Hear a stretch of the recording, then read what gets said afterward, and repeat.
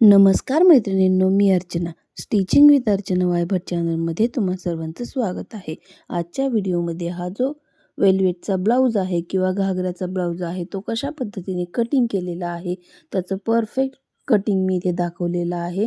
आणि जे कटिंग केलेलं आहे ते पेपर पॅटर्नवरून कटिंग केलेलं आहे आणि रेग्युलर ब्लाऊजसारखं आपलं स्टिच करून घेतलेलं आहे. पण बघा मैत्रिणींनो, एवढा ब्लाऊज परफेक्ट बसलेला आहे ना की पेपर कटिंगवरूनही हे तुमच्या लक्षात येईल की हा ब्लाऊज किती व्यवस्थित बसलेला आहे. तर बघा इथे हे जे ब्लाऊज आहे घागऱ्याचं ब्लाऊज आहे, लग्नासाठीचा ब्लाऊज आहे हा. आणि हा ब्लाऊज आपल्याकडे आलेला आहे तर त्याच्यासाठी वेगळं कटिंग केलेलं नाही आहे मी. जे रेग्युलर पेपर कटिंग आहे तेच पेपर कटिंगचा वापर करून मी इथे घेतलेला आहे. आणि हा जो ब्लाऊज आहे तो मेजरमेंटचा कस्टमरचा आलेला आहे, याच्यावरूनच मेजरमेंट घेऊन आपण ब्लाऊजचं कटिंग करणार आहोत. तर इथे उंची आहे 14, 14 प्लस 1 म्हणजे 15ची उंची आपल्याला इथे घ्यायची आहे. बघा इथे उंची आपण 15ची घेणार आहोत.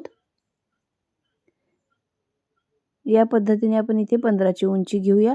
त्यानंतर आपल्याला कंबर घ्यायचा आहे. इथे 15ची उंचीचं मार्किंग करून घेऊया. तर पहा मैत्रिणींनो, इथे 15ची एक मार्किंग केलेली आहे. त्यानंतर कंबर चेक करायचं आहे आपल्याला. कंबर आहे 25, 25चं अर्ध येतं 12.5, 12.5च्या अर्ध येतं 6.25. तर 6.25 मध्ये आपल्याला 3 इंच एक्स्ट्रा घ्यायचं आहे, म्हणजे 9.25ची आपली घडी आलेली आहे. पण इथे कस्टमरने थोडंसं जास्त घ्यायला सांगितलं आहे. जर मी 9.5ची घडी घेणार आहे, कारण हा ब्लाऊज जो आहे एकदा घातला तर 5-6 वर्षानंतर पुन्हा घालण्यात येतो किंवा तोपर्यंत घालण्यातही येत नाही कधी कधी. पण माया असलेलं बरं असतं, म्हणून माया थोडीशी जास्त घेतलेली आहे, म्हणजे शिलाई मार्जिन. आणि इथे गळा आहे 11चा. तर इथे गळ्याचं फक्त इथे मार्किंग बघा चेक करून घेऊयात अगोदर.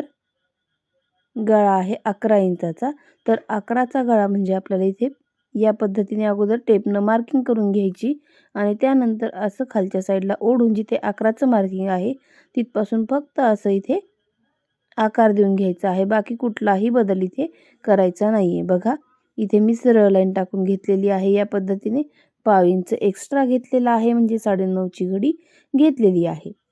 तर बघा इथे या पद्धतीने आता आपण काय करणार आहोत, साईड पीस घेणार आहोत. ते अगोदर इथे बघा उंचीमध्ये किती एक्स्ट्रा आलेला आहे, तर 1 इंच एक्स्ट्रा झालेला आहे. आपला पेपर पॅटर्न होता 14चा आणि इथे उंची पाहिजे होती 15, त्यामुळे 1 इंच एक्स्ट्रा झालेला आहे. आता इथेही आपण खालच्या साईडला 1 इंच एक्स्ट्रा घेऊयात.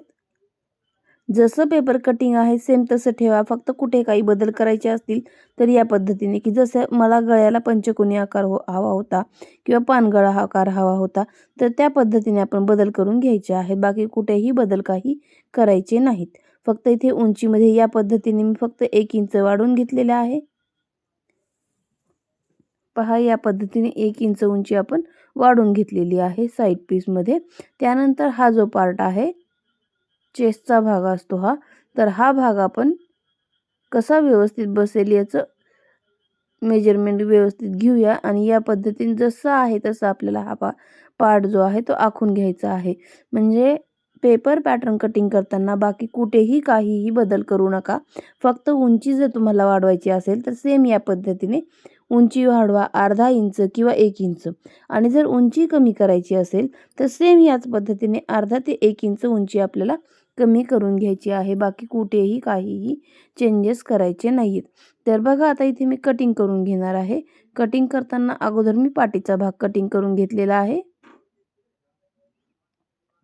इथे पॅडेड ब्लाऊज शिवायचा आहे आपल्याला, त्यामुळे बाकी फ्रंट पार्ट जो आहे तो आपल्याला डबल कट अस्तरमध्ये कटिंग करायचा आहे. बॅक पार्ट सिंगल घ्यायचा आहे.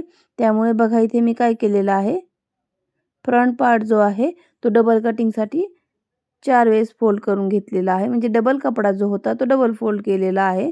म्हणजे 4 पदरी आपल्याला इथे कपडा तयार झालेला आहे. बघा इथे या पद्धतीने आपण कटिंग करून घेऊयात.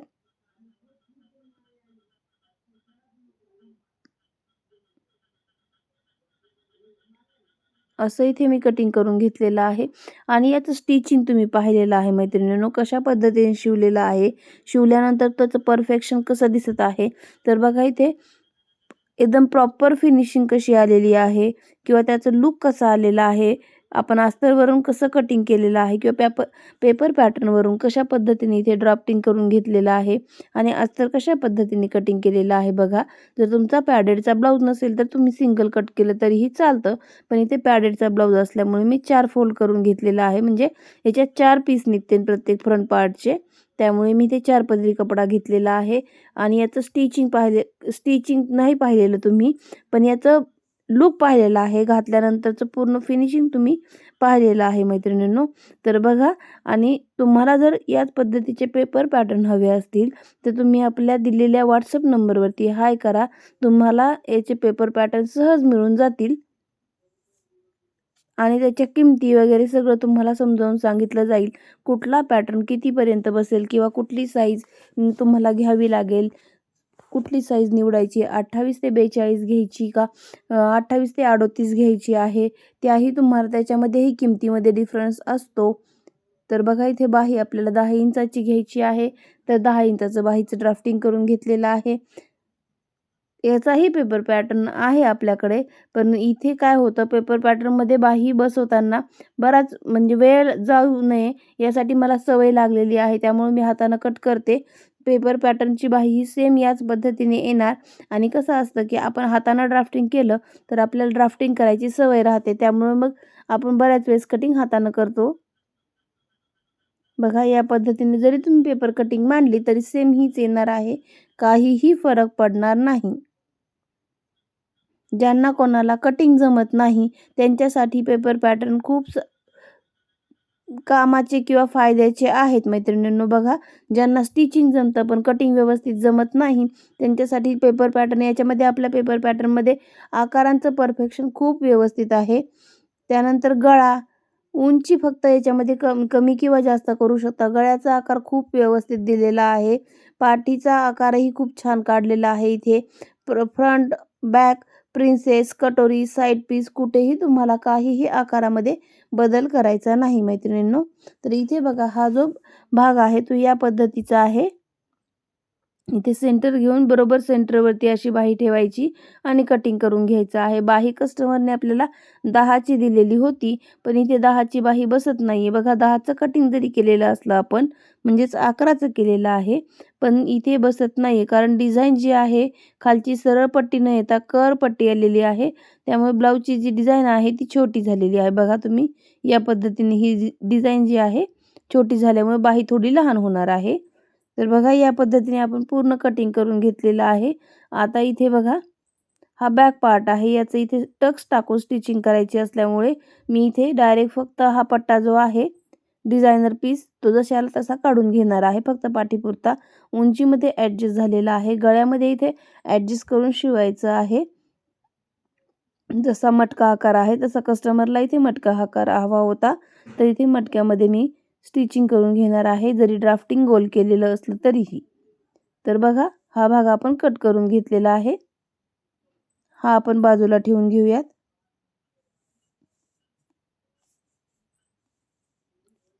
त्यानंतर हा फ्रंट आहे, कसा ठेवायचा कसा ते बघून घ्या, म्हणजे तुमच्याही लक्षात येईल. तुमच्याकडेही असे जरी ब्लाऊज आले तरी तुम्हाला याचं कटिंग करणं सोपं जाईल.